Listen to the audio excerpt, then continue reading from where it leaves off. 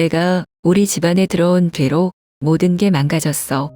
감히 며느리 주제에 내 말을 거역해. 망가진 건 제가 아니라 어머님이죠. 제가 어머님께 무조건 굽신거리고 희생해야만 좋은 며느리입니까? 감히 나한테 대드는 거야. 너 같은 며느리 필요 없어. 당장 이 집에서 나가. 나가라고요? 아니요. 어머니, 이젠 제가 나가는 게 아니라 어머니가 저를 인정하셔야 할 차례예요. 결혼 후 시어머니의 끝없는 통제. 며느리는 그저 참고 견뎌야만 할까요? 여러분은 이런 상황을 경험해 본 적 있나요? 시어머니가 매사에 간섭하고 남편은 그저 조금만 참아라고 말하는 상황.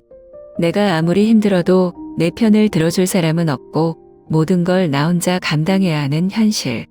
저는 그렇게 살았습니다. 하지만 어느 날 깨달았죠. 이대로 가다가는 제 삶이 통째로 사라질 거라는 거려. 그래서 저는 싸우지 않고 이길 방법을 찾아야 했습니다. 시어머니를 정면으로 맞서기보다는 조용히 그러나 확실하게 그녀를 무너뜨리기로 결심했습니다. 여러분이라면 어떻게 하시겠어요? 무조건 참아야 할까요? 아니면 맞서 싸워야 할까요? 혹은 저처럼 보이지 않는 반격을 준비해야 할까요? 저는 한 가지 전략을 세웠습니다. 순종적인 척, 착한 며느리인 척, 절대 반항하지 않는 척. 하지만 모든 것은 계획된 연기였습니다. 저는 천천히, 아주 천천히 그녀를 궁지로 몰아갔습니다. 그리고 마침내 시어머니는 무너졌고 남편은 제 편에 섰습니다.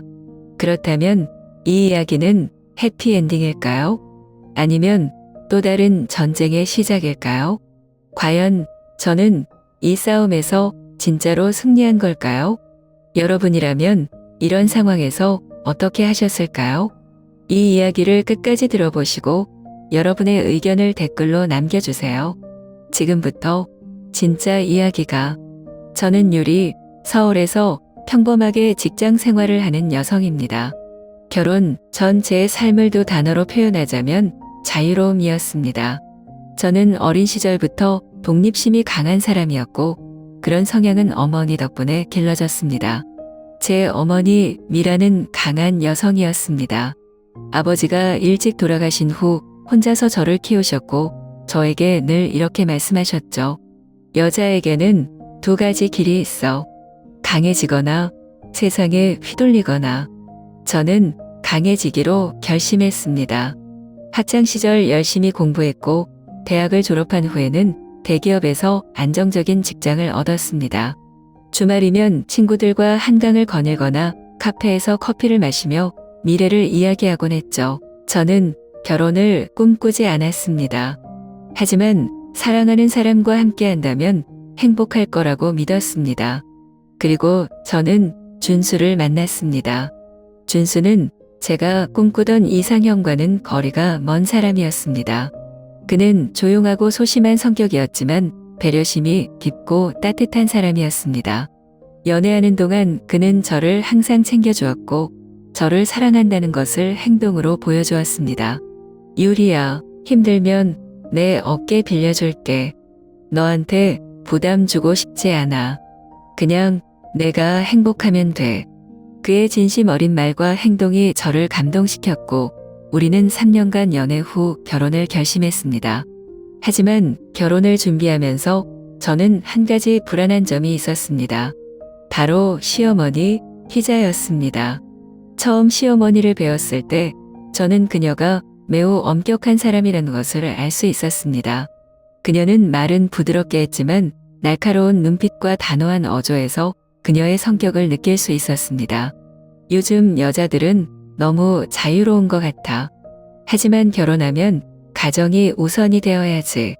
우리 준수는 외동이야. 내가 잘 챙겨줘야 해. 그때는 그냥 걱정해서 나오는 말이라고 생각했습니다. 하지만 저는 그 말이 곧 저를 억압하는 규칙이 될 거라는 걸 알지 못했습니다. 결혼식이 끝난 후 어머니는 제 손을 꼭 잡으며 말씀하셨습니다. 유리야, 혹시 힘든 일이 있으면 절대 혼자 참지 마. 저는 웃으며 대답했습니다. 엄마, 걱정하지 마세요. 준수가 저를 많이 사랑해요. 다 잘 될 거예요. 하지만 신혼 첫날부터 저는 현실을 깨닫게 되었습니다. 결혼 후 첫날 아침 저는 시어머니를 돕기 위해 부엌으로 내려갔습니다. 그런데 시어머니가 저를 위아래로 훑어보더니 차가운 목소리로 말씀하셨습니다. 새댁이 아침에 이리 늦게 일어나서야 되겠니? 우리 집은 그렇게 나태하게 사는 곳이 아니야.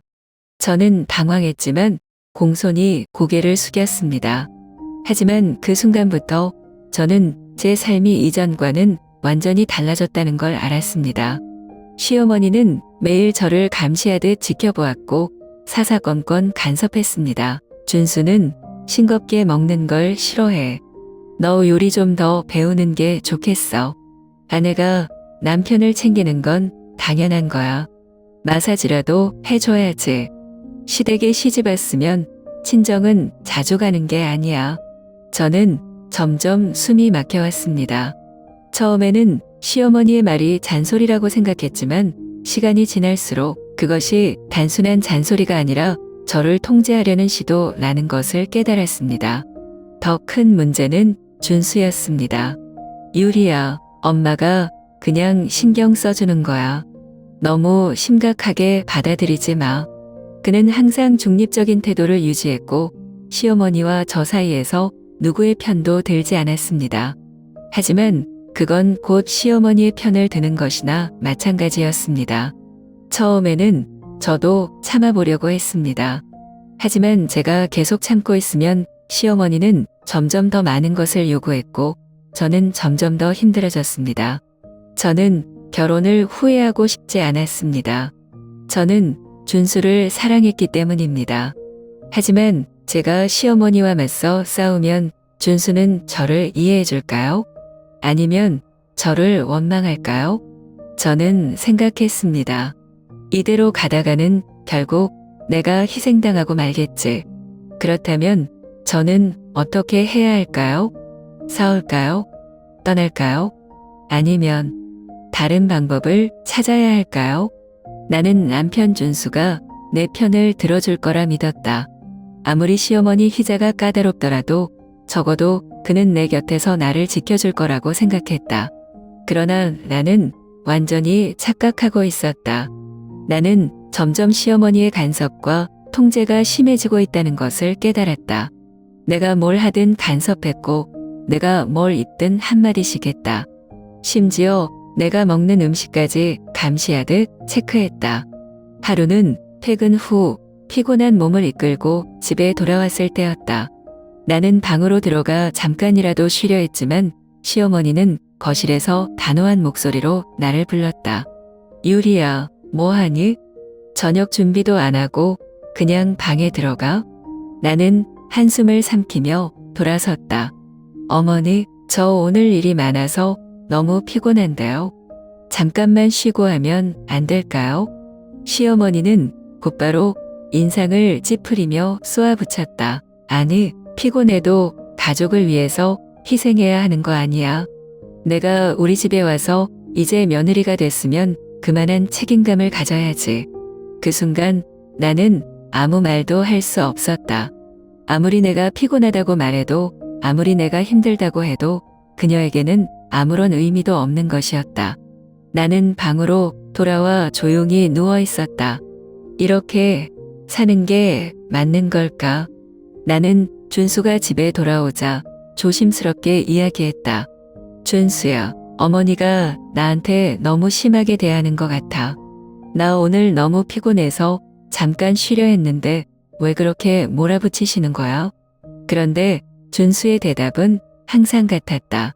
유리야, 엄마는 그냥 우리를 위해서 그러는 거야. 내가 조금만 참으면 돼. 나는 순간 머릿속이 하얘졌다. 조금만 참으면 된다고? 나는 계속 참고 있어. 그런데도 어머니는 날 더 몰아붙이고 있어. 준수는 당황한 듯 눈을 피하며 말했다. 아니, 엄마가 너한테 뭐 특별히 나쁘게 하신 것도 아니잖아. 그냥 내가 너무 예민하게 받아들이는 거 아닐까? 예민해. 내가 직접 겪어봤어? 내가 엄마한테 이런 말 한 번이라도 들어봤어? 나는 감정을 억누르며 차분한 목소리로 물었다. 준수야, 만약 내가 내 입장이었다면 어땠을 것 같아?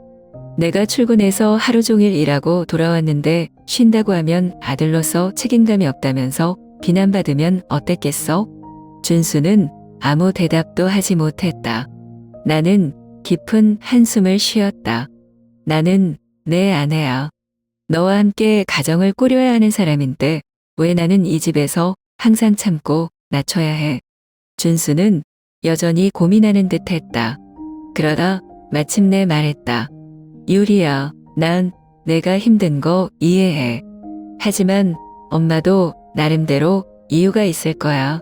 결국 가족끼리 잘 지내야 하지 않겠어? 그 말을 듣는 순간 나는 완전히 깨달았다. 준수는 절대 내 편이 되지 않을 것이다. 나는 더 이상 이렇게 살 수 없다고 생각했다. 만약 내가 계속 이대로 참고만 있다면 나는 이 집에서 점점 사라질 것이다. 시어머니는 나를 며느리가 아니라 가사도우미처럼 여기는 것 같았다. 남편은 나를 아내가 아니라 그저 어머니를 만족시키는 존재로 취급했다. 나는 변해야 했다. 하지만 싸워서는 안 된다. 나는 조용히 하지만 확실하게 이 상황을 뒤집을 방법을 찾아야 했다. 그래서 나는 완전히 다른 전략을 세웠다. 좋아. 내가 완벽한 며느리가 되어주지. 나는 시어머니가 원하는 순종적인 며느리 역할을 철저히 연기하기로 결심했다. 나는 최대한 시어머니의 말을 따르고 모든 일을 다 해내면서도 동시에 준수에게 죄책감을 심어줄 것이다. 그리고 준수 스스로가 나를 지켜야 한다는 생각을 하게 만들 것이다. 이건 단순한 반격이 아니다. 이건 하나의 게임이다. 나는 이제 조용히 준비를 시작했다. 나는 울지도 화내지도 않을 것이다. 나는 싸우지도 반항하지도 않을 것이다. 대신 나는 천천히, 아주 천천히 상황을 바꿔갈 것이다. 과연 내가 계획한 대로 일이 흘러갈까? 아니면 시어머니가 더 강하게 나오면서 이 게임은 실패로 돌아갈까? 여러분이라면 어떻게 했을까요? 이 전략이 과연 성공할까요? 아니면 처음부터 강하게 맞섰어야 할까요? 이제 본격적인 반격의 시작이다. 나는 완벽한 며느리가 되기로 했다. 아니, 적어도 그렇게 보이기로 했다. 나는 시어머니가 원하는 대로 움직이기 시작했다. 순종적인 며느리, 말대꾸 한마디 없는 착한 며느리, 묵묵히 시키는 대로 일하는 며느리. 나는 완벽한 연기를 했다. 나는 시어머니가 부르면 항상 내 어머니하고 대답했다. 나는 그녀가 나를 부려먹어도 심지어 모욕적인 말을 해도 고개를 숙이며 참았다. 나는 그녀가 준수 앞에서 나를 비난할 때조차도 아무런 불평도 하지 않았다. 하지만 나는 단순히 참는 게 아니었다. 나는 시어머니의 방심을 유도하고 있었다. 처음에는 의심하던 시어머니도 시간이 지날수록 내가 아무 반응을 하지 않자 나를 완전히 얕보기 시작했다. 이제야 좀 며느리답네. 처음부터 이랬으면 서로 힘들지도 않았을 텐데. 나는 미소를 지으며 고개를 끄덕였다. 하지만 속으로는 웃고 있었다. 이제 본격적인 게임이 시작됐다. 나는 준수가 보는 앞에서 더욱더 힘든 모습을 보였다. 오늘도 고생 많았어. 퇴근한 준수가 내 어깨를 토닥이며 말했다. 나는 힘없이 웃으며 괜찮아. 그냥 좀 피곤할 뿐이야. 하고 답했다. 왜 이렇게 힘들어 보여? 무슨 일 있어? 나는 살짝 머뭇거리다 아무렇지 않은 척 대답했다. 아니야. 그냥 어머니께서 좀 더 신경 쓰라고 하셔서 오늘 바닥을 다시 닦았거든. 준수의 표정이 미묘하게 흔들렸다. 나는 결코 그를 직접적으로 원망하지 않았다. 나는 그저 힘들어 보였을 뿐이었다. 나는 그저 조금 지쳐 보였을 뿐이었다. 하지만 그것만으로도 충분했다. 시어머니는 나를 점점 더 강하게 압박하기 시작했다. 유리야, 내일 새벽에 장 좀 보고 와. 아침 일찍 가야 신선한 재료를 살 수 있거든. 아니, 어떻게 된 게 내가 만든 반찬들은 맛이 다 똑같아? 며느리라면 입맛에 맞게 음식 정도는 해놔야지. 이제 애도 가져야 할 텐데 아직도 그렇게 게을러서야 되겠니? 임신해도 일하는 건 당연한 거야. 나는 단 한 번도 반박하지 않았다. 하지만 나는 그 모든 순간을 준수에게 각인시키고 있었다. 어느 날 밤 나는 일부러 방에서 기침을 하기 시작했다. 감기가 걸린 것도 아니었다. 나는 일부러 기침을 했다. 준수가 걱정스러운 얼굴로 다가왔다. 유리야, 어디 아파? 얼굴이 창백해 보여. 나는 조용히 고개를 저었다. 아니야, 그냥 오늘 어머니가 김치 담그신다고 해서 같이 도와드렸거든. 하루 종일 서 있었더니 조금 피곤해서 그래. 뭐, 너 혼자 다 했어? 나는 다시 한번 고개를 저었다. 아니야, 어머니도 같이 하셨어. 나는 그냥 도와드린 거야. 준수는 아무 말 없이 내 손을 바라보았다. 김치를 버무리느라 손이 빨갛게 부어 있었다. 그는 깊은 한숨을 내쉬며 말했다. 내일은 쉬어. 내가 어머니한테 말씀드릴게. 나는 조용히 미소를 지었다. 드디어 균열이 생기기 시작했다. 그러나 시어머니는 그런 변화를 감지하지 못했다. 그녀는 여전히 내가 그녀에게 순종적인 며느리라고 믿고 있었다. 나는 점점 더 나약한 모습을 보이기 시작했다. 나는 일부러 실수를 했다.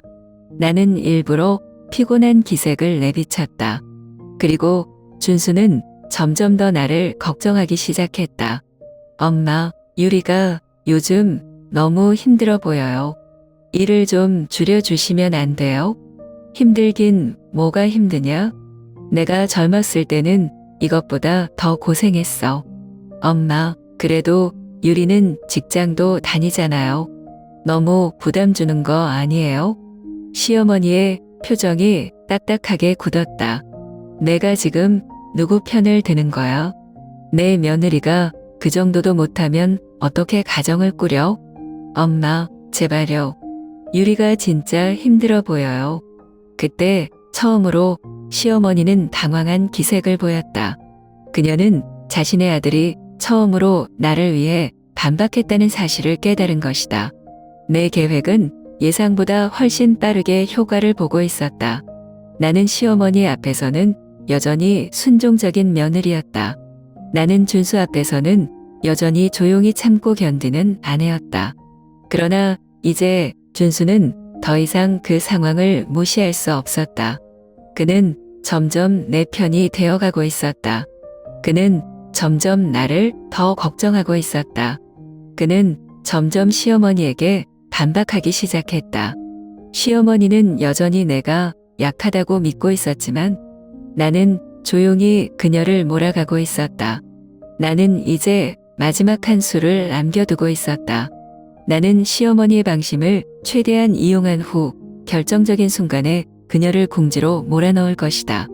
그리고 그 순간이 다가오고 있었다. 그날 아침 나는 침대에서 일어나자마자 온몸이 무겁고 열이 나는 것을 느꼈다. 머리는 지끈거렸고 다리는 힘이 풀려 제대로 서 있기도 어려웠다. 출근을 포기하고 하루 쉬어야겠다고 생각하며 방에서 나가려던 순간 거실에서 들려오는 시어머니의 목소리가 나를 붙잡았다. 유리야, 뭐 하고 있니? 지금 시간이 몇 시인데 아직도 멀뚱멀뚱 서 있어. 당장 거실 청소부터 해. 나는 순간 멈칫했다. 시어머니는 내가 아프다는 사실을 몰랐을 리 없었다. 어제 저녁부터 이미 감기 기운이 있던 걸 알면서도 그녀는 마치 아무렇지도 않다는 듯 나를 부려먹으려 하고 있었다. 나는 속으로 한숨을 삼켰다. 이건 단순한 심부름이 아니라 그녀의 또 다른 시험이었다. 내가 반발하면 더 강하게 나올 것이고 내가 그대로 받아들이면 그녀는 더 무리한 요구를 할 것이 뻔했다. 하지만 나는 결코 이 기회를 놓칠 수 없었다. 나는 천천히 몸을 일으켜 거실로 나갔다. 네, 어머니. 내 목소리는 힘이 없고 나른했다. 나는 일부러 피곤한 기색을 감추지 않고 손에 걸레를 쥔 채 무릎을 꿇고 천천히 바닥을 닦기 시작했다. 나는 일부러 느리게 움직였다. 팔이 떨리는 것처럼 보이게 했고 숨을 가쁘게 몰아쉬었다. 일부러 작은 기침을 몇 번 내뱉으며 머리를 살짝 흔들어 어지러운 척했다. 그리고 마침내 거실을 지나가던 준수가 나를 발견했다. 그의 표정이 순간 굳어졌다. 유리야, 너 지금 뭐 하는 거야? 왜 이렇게 힘없이 앉아있어? 나는 조용히 웃으며 힘겹게 고개를 들었다. 괜찮아. 어머니가 하라고 하셔서. 얼른 끝내야 해. 준수는 내 손에서 걸레를 빼앗으며 내 어깨를 잡았다. 지금 장난하는 거야? 너 얼굴이 새하얗잖아. 당장 들어가서 쉬어. 나는 살짝 떨리는 목소리로 말했다. 안 돼. 어머니가 시키신 일이야. 며느리가 어머니 말씀을 거역하면 안 되잖아. 그 순간 준수의 눈빛이 흔들렸다. 그리고 마침내 그가 처음으로 어머니에게 강한 어조로 말했다. 엄마, 대체 이게 뭐예요? 유리가 아픈 거 안 보이세요? 지금 몸도 못 가눌 정도인데 왜 청소까지 시키세요? 시어머니는 깜짝 놀란 얼굴로 아들을 바라보았다. 그녀는 한순간 말문이 막힌 듯 했지만 이내 불쾌한 표정으로 반박했다. 아니, 내가 뭘 그렇게 호들갑이야. 며느리는 집안일 하는 게 당연한 거잖아. 나도 예전에 열이 펄펄 끓어도 집안일 다 했어. 준수는 믿을 수 없다는 듯 어머니를 노려보았다. 엄마, 옛날 얘기 좀 그만하세요. 엄마 세대는 그랬을지 몰라도 지금은 아니에요. 유리도 직장 다니고 있는데 왜 혼자만 이렇게 고생해야 해요? 그제야 시어머니의 얼굴이 굳어졌다. 그녀는 처음으로 자신이 밀리고 있다는 것을 느낀 듯했다. 내가 지금 엄마한테 대드는 거야? 그녀는 떨리는 목소리로 물었다.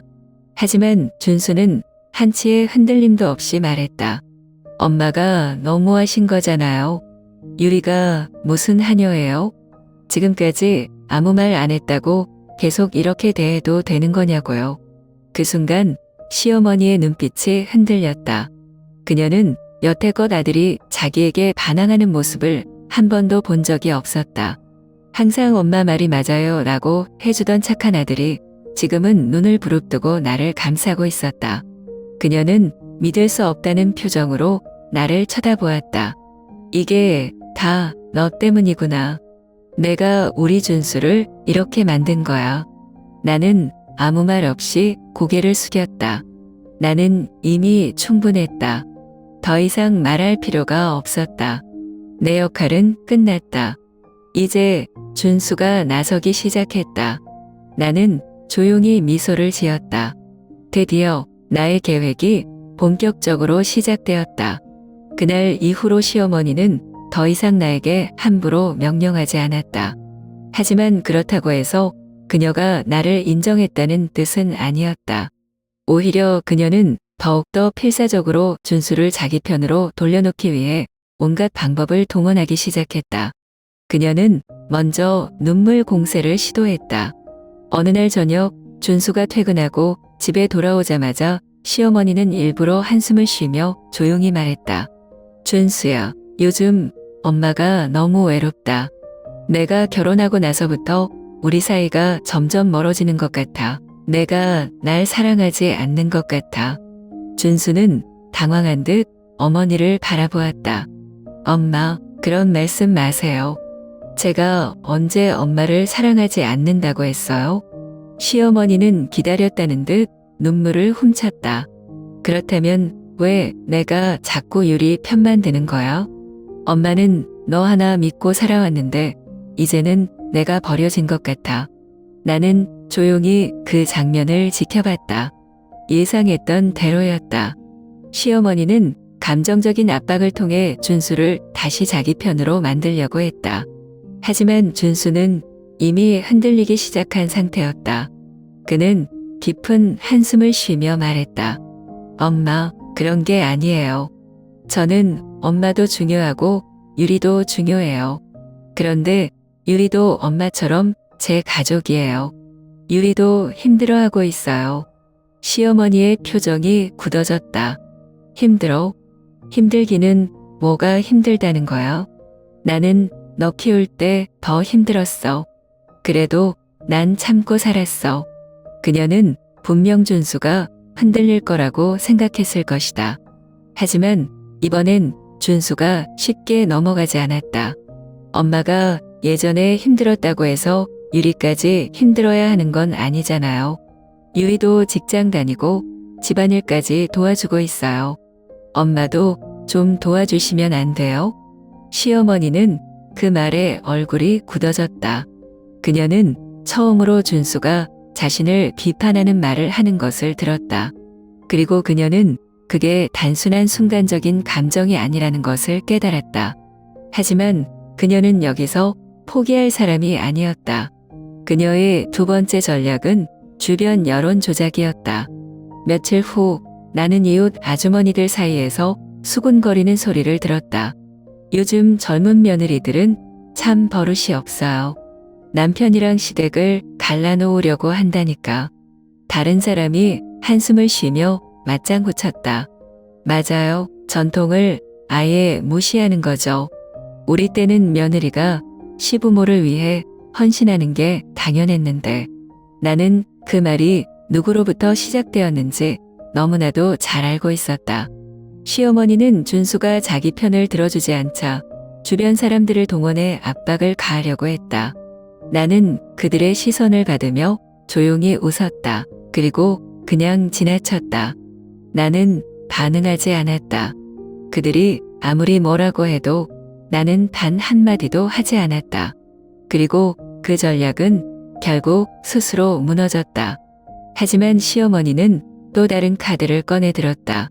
유리야, 이제 애를 가져야 하지 않겠니?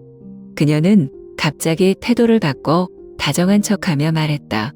나는 그녀의 의도를 너무나도 잘 알고 있었다. 애를 낳으면 준수가 다시 나한테 집중할 거야.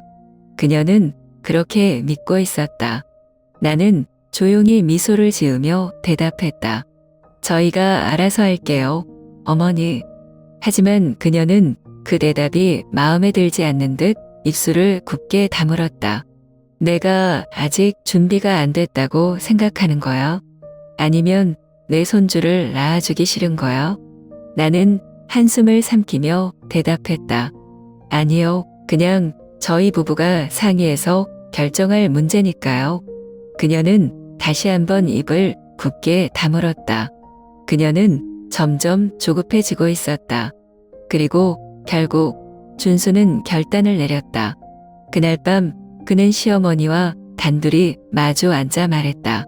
엄마, 이제 그만해요. 그녀는 당황한 듯 아들을 바라보았다. 뭐가?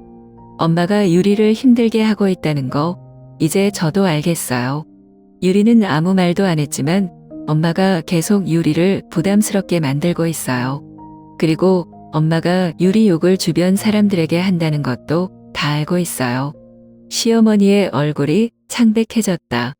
엄마, 제발 우리 결혼 생활에 간섭하지 마세요. 저는 엄마 아들이지만 동시에 유리의 남편이에요. 제 가정은 제가 지킬 거예요. 그녀는 할 말을 잃은 듯 멍하니 준수를 바라보았다. 그리고 마침내 그녀는 패배를 인정하는 듯 조용히 입을 다물었다. 그 순간 나는 깨달았다.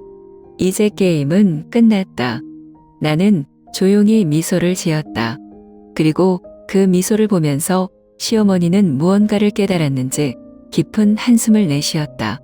그녀는 마침내 자신이 졌다는 것을 인정했다. 시어머니는 끝까지 버텨보려고 했다. 하지만 그럴수록 준수는 더 이상 그녀의 말을 듣지 않게 되었다. 과거라면 그녀가 한마디만 해도 준수는 순순히 따랐을 것이다. 하지만 이제는 그렇지 않았다. 준수는 더 이상 어머니의 눈치를 보지 않았다. 오히려 내 감정을 먼저 생각해 주었고 우리 가정을 지키기 위해 확고한 태도를 보였다.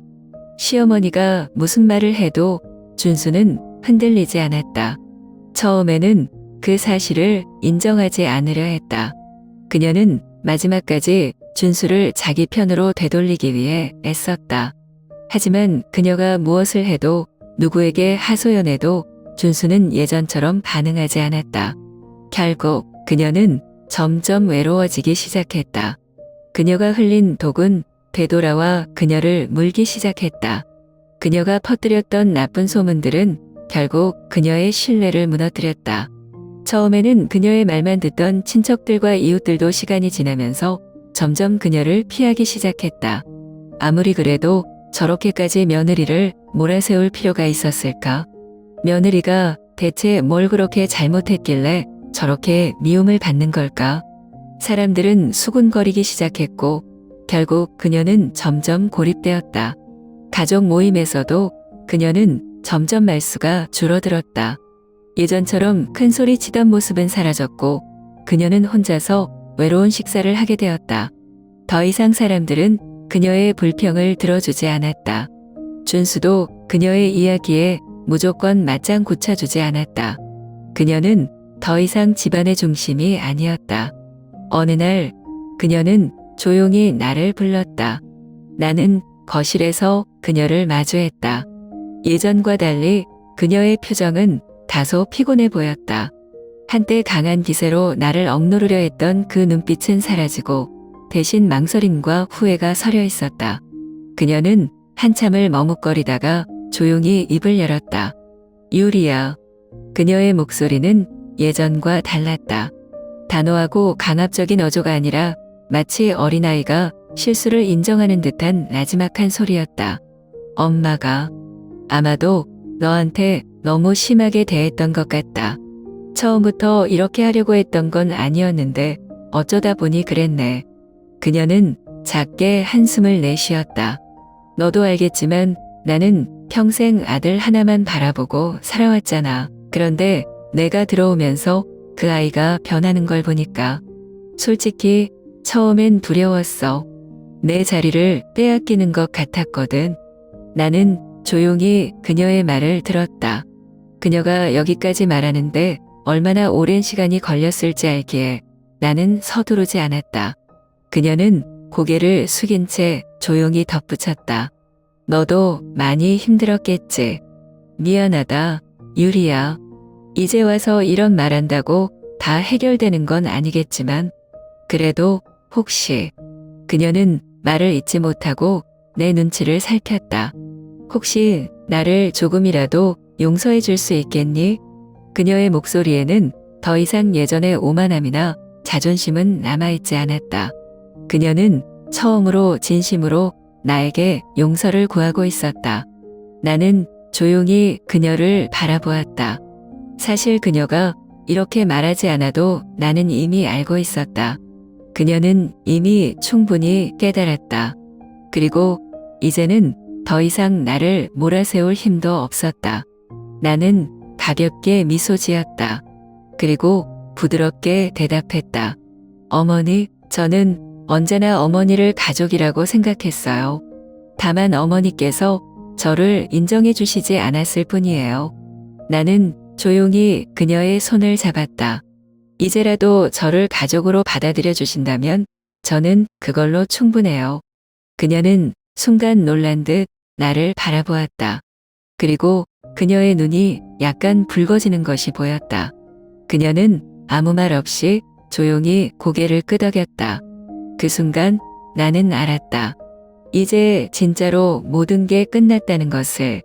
결국 우리 가족은 균형을 찾았다. 그러나 그것이 단순한 타협의 결과는 아니었다. 나는 이 집에서 단순히 참고 견디는 며느리가 아닌 하나의 독립적인 존재로 인정받게 되었다. 과거에 나는 시어머니에게 순종해야 했고 그녀의 눈치를 보며 살아야 했다. 하지만 이제는 달랐다. 시어머니는 더 이상 나를 통제할 수 없었다. 그녀가 나를 대하는 방식은 완전히 바뀌었다. 예전처럼 일방적으로 지시를 내리는 것이 아니라 나의 의견을 묻고 조율하려고 했다. 유리야, 이번 설날에는 친정에 다녀오고 싶으면 다녀와도 돼. 처음 이 말을 들었을 때 나는 믿을 수 없었다. 한때는 내가 친정에 가는 것조차 시댁이 우선이지 않느냐라며 제지하던 사람이 바로 시어머니였으니까. 그러나 그녀는 이제 예전처럼 억지를 부리지 않았다. 나는 차분히 대답했다. 어머니, 설날 당일에는 집에 있을게요. 하지만 그 다음 날에는 친정에 다녀올게요. 그녀는 살짝 머뭇거리더니 결국 고개를 끄덕였다. 그래, 내 부모님도 많이 보고 싶겠지. 그녀가 완전히 바뀌었다고는 할 수 없지만 적어도 그녀는 나를 인정하기 시작했다. 준수 역시 달라졌다. 과거의 준수는 어머니와 아내 사이에서 방황하는 사람이었다. 어머니의 말을 거스르지 못했고 나에게 언제나 조금만 참아라는 말을 반복했다. 하지만 이제 그는 나의 감정을 우선시하기 시작했다. 유리야, 혹시 엄마가 또 뭐라고 하면 바로 나한테 말해. 이 말 한마디만으로도 나는 얼마나 큰 변화가 있었는지 알 수 있었다. 그는 더 이상 나를 혼자 두지 않았다. 내가 힘들어하는 것을 방관하지 않았다. 그는 시어머니 앞에서도 단호하게 말했다. 엄마, 이제 유리한테 함부로 말하지 마세요. 유리는 제 아내이고 우리 가족이에요. 그 한마디에 나는 비로소 알았다. 이제야 우리 가정이 온전히 나의 것이 되었음을. 시어머니가 변화한 이유는 단순했다. 그녀는 더 이상 그녀의 말이 모든 것을 결정할 수 없다는 것을 깨달았기 때문이다. 그녀가 나를 견제하면서 주변 사람들에게 나를 험담하고 나를 따돌리려 했던 행동은 결국 그녀 자신을 고립시키는 결과를 낳았다. 친척들은 더 이상 그녀의 편을 들어주지 않았다. 이웃들도 그녀의 말을 믿지 않았다. 그리고 가장 중요한 것, 아들 준수조차 그녀에게 등을 돌렸다. 그녀는 한순간 모든 것을 잃었다. 이제라도 받아들여야 한다. 그렇지 않으면 나는 완전히 혼자가 된다.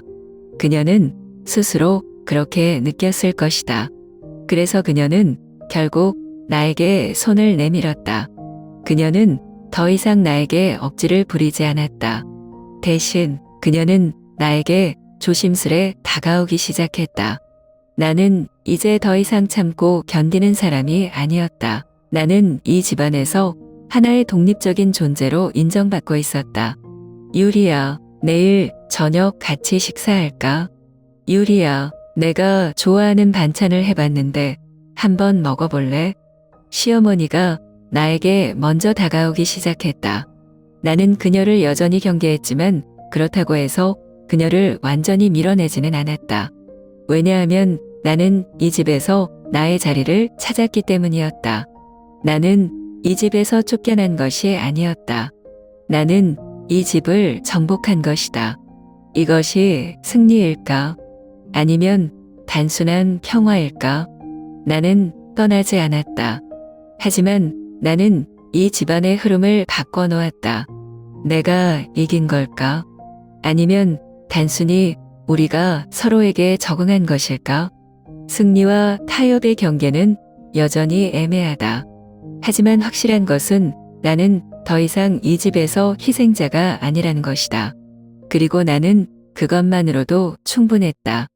여러분이라면 어떻게 했을까요? 여러분은 저처럼 전략적으로 움직였을까요? 아니면 처음부터 강하게 맞섰을까요? 여러분의 생각을 댓글로 남겨주세요.